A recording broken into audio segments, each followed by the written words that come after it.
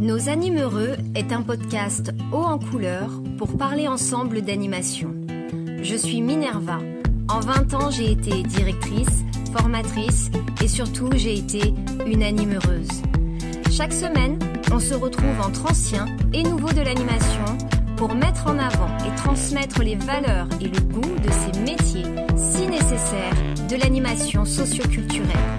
À chaque rendez-vous, on abordera des sujets divers, avec sérieux, mais surtout avec humour et détachement. Il y a 3000 ans, dans la région du Péloponnèse, une trêve entre les cités se décrétait tous les 4 ans, le temps de concours sportifs. Ainsi naissaient les Olympiades. Plusieurs millénaires se sont écoulés lorsque le Français Pierre de Coubertin relance le principe de ces mêmes Olympiades. Aujourd'hui, nous allons nous intéresser aux Jeux Olympiques dont la cérémonie d'ouverture aura lieu à Paris d'ici 2 jours. Et personne ne peut passer à côté de cet événement et de ce magnifique travail de sensibilisation qui a déjà été tout prémâché pour toi. Mais j'aimerais en premier lieu te présenter les motivations de Pierre de Coubertin, afin que tu puisses le découvrir un peu plus et qu'ensuite, sur les réseaux, tu viennes me dire ton avis. Est-ce que cet homme mériterait d'être rajouté aux personnes importantes de l'émancipation par l'éducation populaire? Tu vas voir, c'est un parcours un peu particulier et j'aimerais avoir ton avis. Puis, en deuxième partie, je vais te présenter une grande animation que j'ai créée avec mon équipe lors de l'Euro 2016. Ne la loupe pas, elle est très intéressante pour te donner des idées. Allez, on attend le coup de sifflet et c'est parti. Jeune aristocrate français, fervent croyant des valeurs de la Troisième République, liberté, égalité, fraternité, le baron Pierre de Coubertin préfère se préoccuper du sort des plus petits que lui et des moins bien lotis. En tout cas, c'est ce qui est affiché sur le site internet du CIO. Il débute en s'investissant donc dans le contenu des programmes scolaires de cette toute nouvelle école laïque et obligatoire. Il souhaite, comme sur le modèle anglais, inclure la pratique sportive dans les écoles. De nos jours, c'est normal de croiser son voisin, suant et tout protéiné, revenir d'une belle séance de cardio à la salle. Mais au 19e, c'était pas une évidence. D'ailleurs, si tu n'as pas encore pris le temps d'écouter l'épisode 1 sur l'histoire de l'animation, je t'invite à le faire à la suite de celui-ci. Parce que là, tu découvriras en partie à quoi ressemblait cette fameuse société du 19e siècle. Donc revenons à nos moutons, ou plutôt à notre baron. Alliant la promotion de l'Expo universelle, tu sais, c'est par ces expos-là que sont sortis de terre la Tour Eiffel par exemple, et donc alliant cette Expo universelle de 1889 et le nouveau modèle scolaire, il proposa le premier congrès des exercices physiques et des compétitions scolaires. Lors de ce rendez-vous, où toutes les rédactions du monde avaient les yeux braqués sur Paris, il crée un véritable réseau avec le gratin du gratin à l'international pour promouvoir la pratique sportive. Jackpot, 5 ans plus tard, le concept des Jeux Olympiques voit le jour. Alors oui, c'est très beau comme histoire. Mais bon, de Coubertin était également un homme formaté par son époque. Donc, dans son idée initiale des Jeux, exit les femmes. Pas de femmes au programme, surtout pas en athlétisme. Bon, comme d'habitude, quand on nous ferme la porte, on passe par la fenêtre et rapidement, les femmes ont pu participer aux Jeux Olympiques. Mais si on avait suivi les préceptes du bon monsieur, eh bien, nous serions passés à côté de Marie-Josée Pérec, Laure Manodou, Estelle Mosley, Anne-Caroline Chausson, Émilie Andéol, Suzanne Langlais et encore bien d'autres et bien d'autres. En tout cas, on pourra quand même apprécier l'avancée qu'il a quand même induit, même sans le vouloir. Allez, on va pas chercher des saints pour agir, sinon on va pas beaucoup avancer. Les principes olympiques sont de réunir les hommes, et les femmes aussi, du monde entier autour des drapeaux de chacun, dans la paix, dans une compétition saine et sportive. Il sera lui-même le créateur du drapeau aux 5 cercles. Pierre de Coubertin porte dans son idée des valeurs pédagogiques qui ne sont pas les siennes à la base, mais qui sont celles du droit de jouer pour les enfants, pour que le sport entre et reste dans la vie au quotidien. Et là vraiment je t'invite, l'épisode 1, va écouter l'épisode 1. Bon, à l'époque, je te rappelle, la pratique sportive était plutôt réservée aux classes les plus aisées. Pas évident de caler un entraînement entre 2 descentes à la mine ou des prises de poste à l'usine. Autant le dire, il n'a pas fait l'unanimité auprès des siens.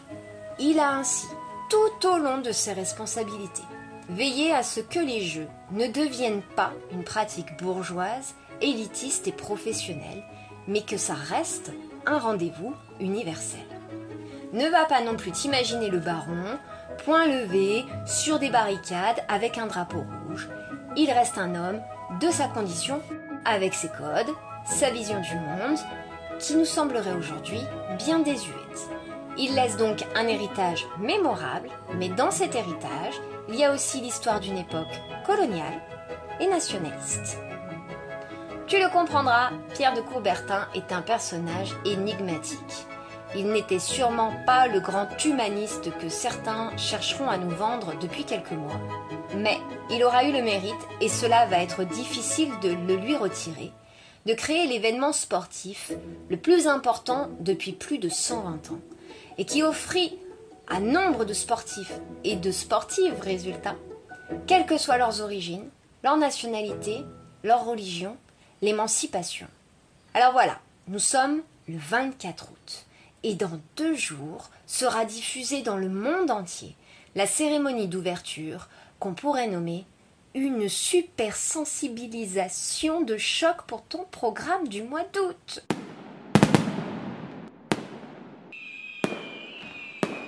Si je peux te donner un conseil, c'est de ne pas te priver de surfer sur la vague sous prétexte que tout le monde va faire la même chose.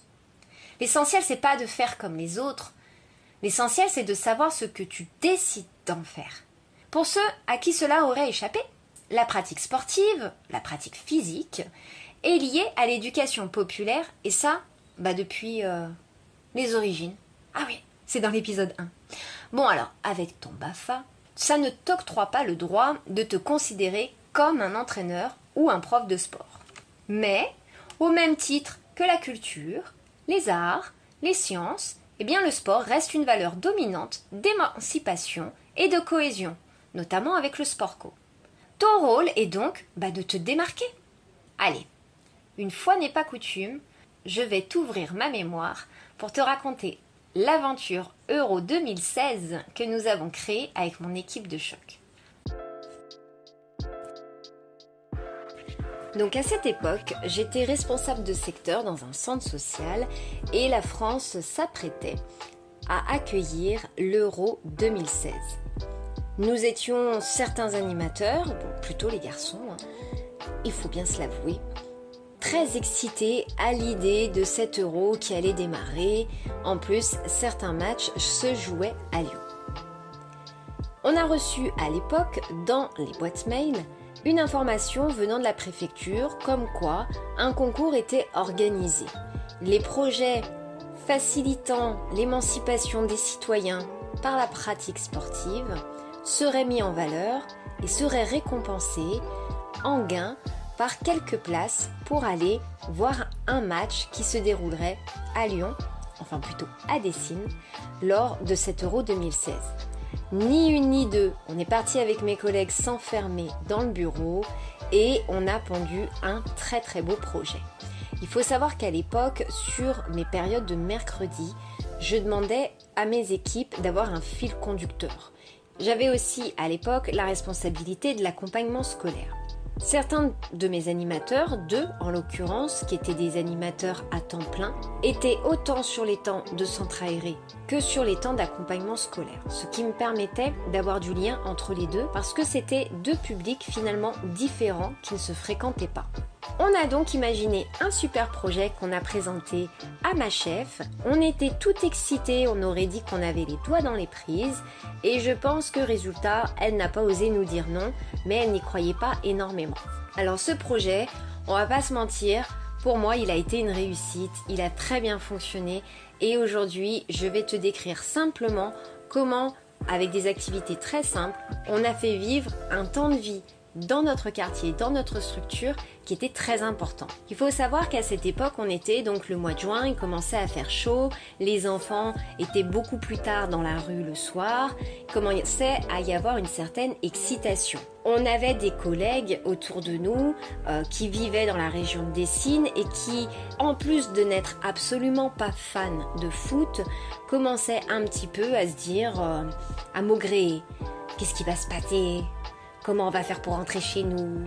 Il va y avoir des bouchons, les enfants vont être excités, et il n'y aura rien à regarder à la télé parce qu'il n'y aura que du foot.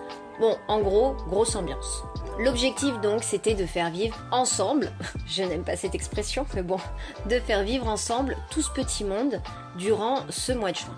Alors on a commencé par monter un projet où je vais te citer, je les ai listés, les objectifs qu'on avait. Le premier, c'était de rendre la pratique sportive agréable. Bon, là, ça semble quand même être la base. Le deuxième, c'était de réunir des tranches d'âge à différents rendez-vous. Donc sur les mineurs, on était sur du 3-16 ans. Mais on a également investi d'autres personnes, tu vas voir par la suite. On a travaillé autour de la parentalité. Et puis le quatrième, c'était de mettre en valeur les engagements volontaires et bénévoles. Ça s'est articulé qu'on a voulu faire un travail entre les différents secteurs. On a donc monté un mercredi après-midi qu'on a ouvert à tous les enfants de l'accompagnement scolaire, tous les enfants les plus grands de la crèche qui avaient un créneau horaire avec leurs parents pour pouvoir venir participer aux ateliers.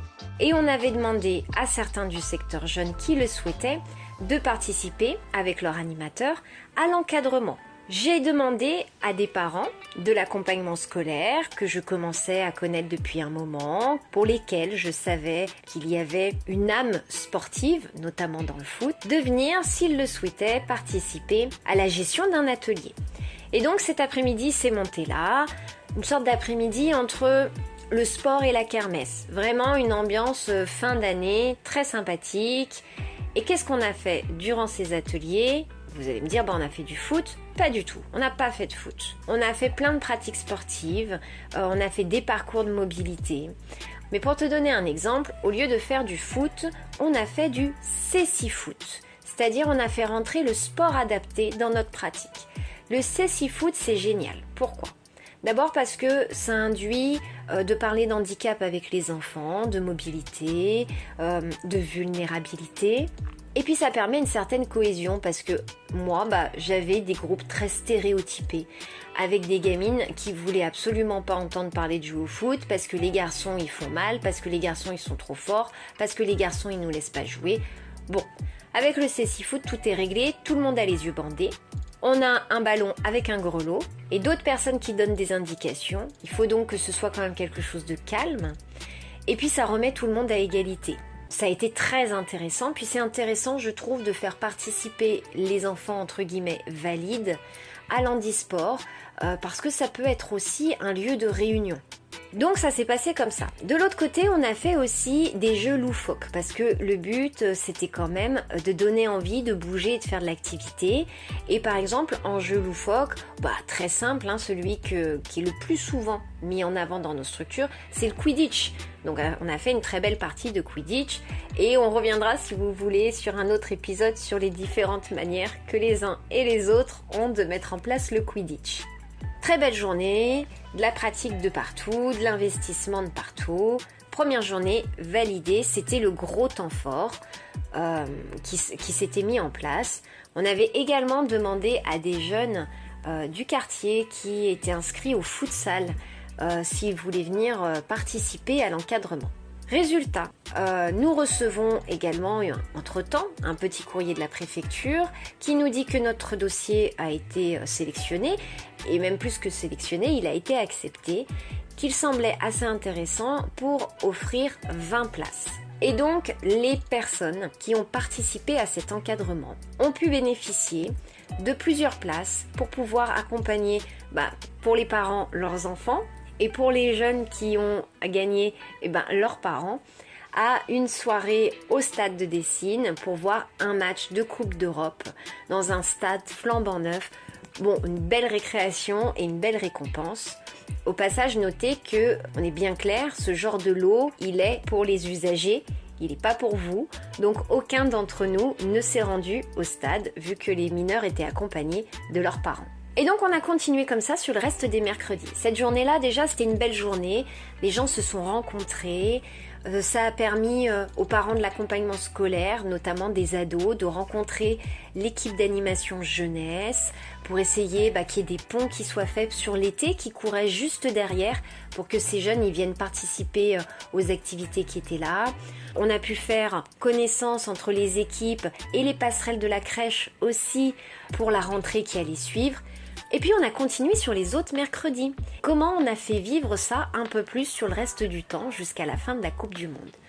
Un tournoi FIFA, parce qu'il n'y a pas de problème avec l'utilisation des jeux vidéo à partir du moment où ils sont utilisés en collectivité correctement. Le e-sport n'avait pas encore la teneur qu'il a aujourd'hui, et notamment par la pratique féminine qui commence à essayer de s'imposer en disant « Oh les gars, pour tenir une manette, j'ai pas besoin d'avoir des gros muscles, je peux être aussi douée, voire meilleure que toi. » Je crois que là, il y a quelque chose à aller creuser. Donc on a fait ça, et puis bien entendu, l'objectif c'était de faire encore une passerelle du secteur jeune, pour qu'ils apprennent à se rencontrer, parce que rapidement, au cours d'année qui allait suivre, ils allaient se retrouver pour ce changement-là. On a également, bien entendu, profité du mercredi après-midi pour diffuser un match et pour inviter ceux qui le souhaitaient, des parents, à nous rejoindre pour voir le match avec ceux qui étaient intéressés. Tous ceux qui ne voulaient pas participer à ces grandes activités-là, ils avaient un programme normal d'activités, mais toujours autour de la pratique sportive. On avait même fait, me semble-t-il, un stand sur l'alimentation lors de la première grosse journée. Et puis pour agrémenter tout ça, parce que moi quand même j'y tenais à mon Euro 2016, je suis allée acheter un joli ballon et je l'ai mis en jeu pour tous les mineurs. Donc c'était soit ceux du centre aéré, de l'accompagnement scolaire, mais également des activités culturelles qu'il y avait autour. Le but c'est de rencontrer les gens, de faire des liens. Vous avez beaucoup de gens dans un centre social qui rentrent et qui ont leur propre activité et qui ne savent pas ce qui se passe à côté. Et c'est dommage. Durant la première quinzaine de la compétition, chaque enfant, avec l'autorisation de ses parents bien sûr, avait le droit de pronostiquer. Après la finale, on a tiré au sort le gagnant dans ses bonnes réponses. Et ça a été génial, pourquoi ? D'abord parce qu'ils ont vraiment joué le jeu. Il y a eu un gagnant, un ballon et c'est tout. Ça n'a pas fait d'histoire avec les autres enfants. Ils étaient contents pour lui. Ils n'ont pas gagné, c'est pas grave. Ils avaient appris à jouer, à perdre. Et puis résultat, ça a mis une petite ambiance. Et puis vu que les enfants n'ont pas été pénibles durant cette période, qu'ils ont été occupés, qu'il y avait beaucoup de rires, beaucoup de passages. Ces secrétaires notamment qui se plaignaient beaucoup de cet euro qui arrivait, l'ont vécu avec un peu plus de douceur, je crois. Donc en gros, une activité, elle n'est pas obligée de durer juste sur un jour. Elle peut être plus longue sur le temps, elle peut être découpée, elle peut avoir des temps forts, elle peut avoir des fils conducteurs, elle peut être vraiment nourrie. C'est un projet à part entière. Si on a eu le droit d'avoir ces places, si cette qualité-là nous a été offerte, c'est tout simplement pour le projet global, celui qui débutait le 10 juin et qui s'est terminé le 10 juillet. Souvent, on peut entendre certains animateurs nous dire « On va pas faire les Jeux Olympiques, c'est bon. » Ok, mais mine de rien, pendant ces périodes-là, on reçoit les Jeux Olympiques en France. Il va certainement y avoir des activités, des animations si vous êtes notamment en zone urbaine, si vous êtes vers les grandes villes, vous allez avoir certainement les services sportifs de la grande ville à côté de chez vous qui vont être en action, qui vont surfer là-dessus. D'accord ? Parce qu'il y a eu des budgets donnés pour ça. Profitez-en, c'est là, c'est fait. Deuxièmement, en fait, on ne vous demande pas si vous, ça vous plaît ou pas. C'est là pour les jeunes, c'est financé déjà. C'est pour vos jeunes que vous faites le travail. Vous en êtes peut-être à votre énième Olympiade, pas eux. On ne vous demande pas d'organiser des Olympiades, forcément, avec les médailles et de jouer aux Jeux Olympiques. On vous demande de surfer sur cette période-là pour la pratique sportive notamment. Allez-y, faites-vous plaisir, c'est vraiment le moment. Alors, si tu as aimé cet épisode, mais d'ailleurs, pourquoi est-ce que tu n'aurais pas aimé cet épisode ? Non, tu as aimé cet épisode. Eh ben alors n'hésite pas, abonne-toi. Abonne-toi et retrouve-moi sur les réseaux sociaux pour laisser tes commentaires, poser tes questions, échanger avec les autres. Je t'attends. Et la semaine prochaine, de quoi est-ce que nous allons parler ? Bien, la semaine prochaine, on va découvrir une partie du travail de certains d'entre nous que beaucoup ne connaissent pas vraiment, le scoutisme. Et oui, nous allons rentrer dans la grande famille des scouts et des éclaireurs, mais tout ça, je t'expliquerai les différences la semaine prochaine. Eh bien, cette semaine, ma dédicace, elle est pour mes deux partenaires de l'époque, François et Alexis. On a parlé foot pendant des heures et des heures. On a débriefé aux grandes dames de nos collègues qui n'en pouvaient plus d'entendre parler de ce championnat toute l'année et qui nous ont vus partir sur l'Euro. Cet épisode vous est dédicacé parce que sans votre travail, je n'aurais rien pu faire toute seule. Allez, bisous, à la semaine prochaine.